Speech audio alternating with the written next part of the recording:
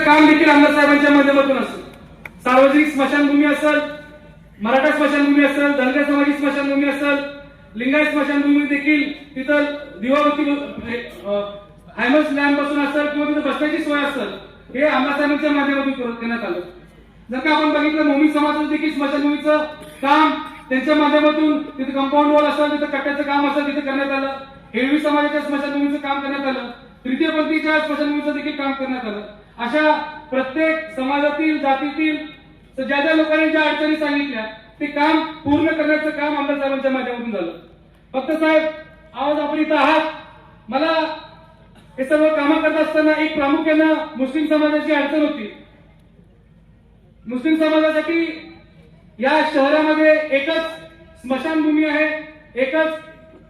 सन्माननीय संपर्क प्रमुख राजेंद्र साळवी साहेब, या त्याचबरोबर विचारपीठावर उपस्थित असलेले जितेंद्रदादा शिंदे, माजी सभापती कृष्णवाद समिती उमरगा, नगराध्यक्षपदाचे उमेदवार तथा हमखास या नगरीचे भावी नगराध्यक्ष आणि सर्व नगरसेवक विचारपीठावर उपस्थित असलेले युवा नेते किरणजी गायकवाड, त्याचबरोबर व्यापारी महासंघाचे अध्यक्ष सन्माननीय श्रीरामप्पा चिंचोळे, महाराष्ट्र शिक्षण संस्थेचे उपाध्यक्ष तथा जिल्हा अध्यक्ष युवा काँग्रेस धाराशिव सन्माननीय अश्लेषभाई मोरे, भगवानजी देवकते साहेब, त्याचबरोबर नानारावजी भोसले, बाजीरावजी चव्हाण युवा सेना मराठवाडा निरीक्षक, त्याचबरोबर माझी कन्या ऍडव्होकेट आकांक्षाताई चौगुले, मोहनजी पनुरे, मधुकरजी यादव, अर्जुनजी बिराजदार, ज्यांनी कणखर भाषेत आपल्याला आपले विचार मांडले ते शाहूराजजी माने, तालुका प्रमुख बळीमामा सुरवसे, जगन पाटील, सर्व शिवसेना पक्षावर व काँग्रेस पक्षावर, लहुजी सेना पक्षावर, रयत क्रांती पक्षावर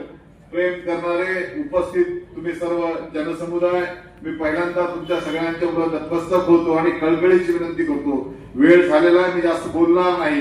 एक गोष्ट प्रामुख्याने सांगू इच्छितो, ज्या पद्धतीनं मागच्या या 2.5 वर्षाच्या कालखंडात नामदार, माजी मंत्री, मुख्यमंत्री एकनाथजी शिंदे साहेब यांच्या आशीर्वादानं, रवी सरांच्या मार्गदर्शनाखाली प्रतापजी सरनाईक साहेब यांच्या सहकार्याने काम करत असताना या शहराच्या सर्वांगीण विकासासाठी जेवढा म्हणून निधी आपल्याला अतिरिक्त मागव घेता येतो तेवढा जिल्ह्यातील सर्वाधिक जास्त निधी आपण या शहराच्या विकासासाठी उपलब्ध करून घेतला. त्याची बरीचशी कामं चालू आहेत, मी त्याचा उल्लेख सुद्धा करणार नाही.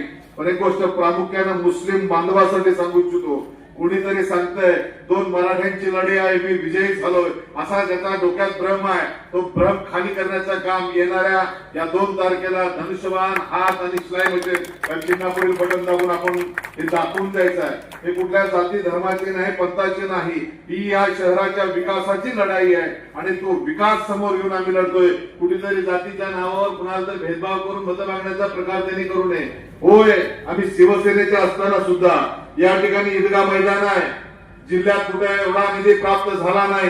1 कोटी रुपये तुमच्या ईदगाह मैदानासाठी ज्ञानराज चौगुले उपलब्ध करून दिले.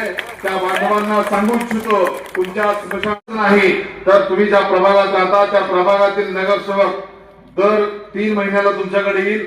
प्रभागातला दुसरा दोन्ही काँग्रेस आणि शिवसेना या पक्षाचे, रयत पक्षाचे अशी 5 लोकांची तुमच्या शहरातल्या त्या वार्डातल्या लोकांची कमिटी केली जाईल. त्यांच्या मार्गदर्शनाखाली या शहराचा विकासाचा आराखडा तयार केला जाईल. कुठल्याही लोकांनी बाकीचा न विचार करता येणाऱ्या 2 तारखेला आपण धनुष्यबाण नगराध्यक्ष पदाचे उमेदवार आहेत, त्यांना एक मतदान सगळ्यांनी करायचं आहे. त्याचबरोबर प्रत्येक वार्डात जिथं हात दिसेल तिथं हात, जिथं धनुष्यबाण दिसेल तिथं धनुष्यबाण, आणि 2 नंबर प्रभागामध्ये एक सिलाई मशीन आहे, त्या सिलाई मशीन बटन दाबून आपण या आमच्या सर्व उमेदवाराला निवडून द्याल. त्याबद्दल माझ्या मनात कुठलीही शंका नाहीये आणि खात्री एवढी आहे, निवडून आल्यानंतर तुम्ही ज्या ज्या गोष्टी तुमच्या डोक्यात संकल्पना असतील त्या पूर्ण करण्यासाठी आम्ही वचनबद्ध आहोत. एवढंच वचन या ठिकाणी मी देतो. आम्ही माझे नेते एकनाथजी शिंदे साहेबांनी सांगितलंय, टीका करणे आमचा धंदा नाही, विकासातून उत्तर देणं हे आमचं काम आहे. त्याच अनुषंगाने विकासातूनच उत्तर देऊ एवढं त्या प्रसंगी बोलतो. बोलणाऱ्याला वायफळ बोलले असतील ते इथंच विरून जाईल हेही खात्रीपूर्वक सांगतो. विकासाचा ध्यास घेणारे युवा नेते किरणजी गायकवाड, ज्या पद्धतीने मी रवी सरांच्या सानिध्यात राहून या तालुक्याचा, या शहराचा 2दा नगरसेवक, या तालुक्याचा 2-3दा आमदार झालो, त्या धर्तीवर युवा नेते त्यांचं मार्गदर्शन माझ्यापेक्षा सरांनी त्यांना दिलेलं आहे. राजकारणाचं बाळकडू त्यांनी चांगल्या पद्धतीने पिलेलं आहे. तेव्हा भविष्य काळात या शहराच्या विकासासाठी सगळ्या ज्या नवीन योजना असतील, लंडनला शिकून आल्या खेळीमेळीच्या वातावरणामध्ये आपल्याला या शहरामध्ये जायचं आणि पोलिसांचाही सहकार्य घ्यायचं. काही ठिकाणी काही प्रभागामध्ये कोण कोणाला धमकी दिल्यामुळे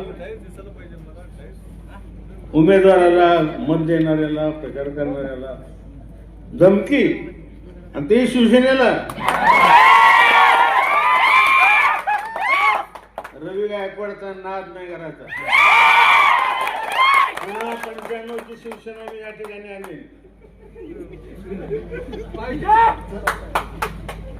एकदा नगरपालिकेला उमरग्यात हे आज म्हणतात काँग्रेस बरोबर युती केली. या उमरग्यामध्ये काँग्रेसला पाडण्यासाठी महाराष्ट्रात नाही भारतात पहिल्यांदा मी आघाडी केली होती.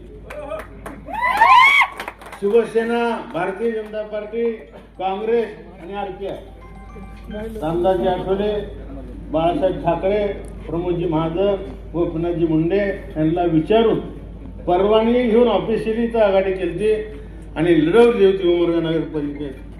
एकही काँग्रेसचा निवडून आला नव्हता. सभागृहात विरोधकच नव्हता, एक नाही. आणि आता त्याच पद्धतीचं वातावरण या पॅनलमध्ये निर्माण झालंय.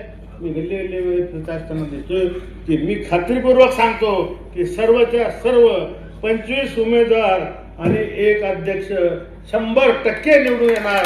यामध्ये काल इथं आल्यावर कुणीतरी बोललं म्हणून त्या प्रभागामध्ये हातात अंगठ्या घातल्यावर लोक मतं देत नाही.